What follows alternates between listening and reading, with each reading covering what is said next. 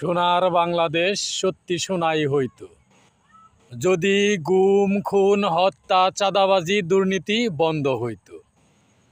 আইনের লোক যদি ঘুষ না খাইতো, যদি ঘুষ ছাড়া চাকরি হইতো, যদি সাংবাদিকরা সত্যি কথা প্রকাশ করত, যদি এমপি মন্ত্রীরা দেশের টাকা চুরি করে বিদেশ ঘরবাড়ি না বানাইতো।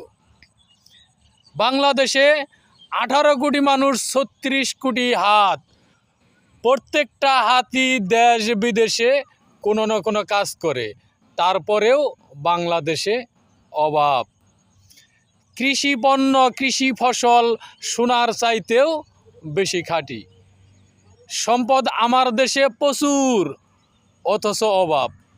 ভারত, নেপাল, শ্রীলঙ্কার মানুষ বিদেশ যায় মাত্র 60-70 হাজার রুপিয়া খরচ করে, আর আমার বাংলাদেশের শ্রমিক বিদেশের নাম নিলেই 4 লাখ 5 লাখ, অথচ বেতন বাংলাদেশের কম, স্যালারি বাংলাদেশের কম, আর বিদেশ যাইতে টাকা লাগে বেশি।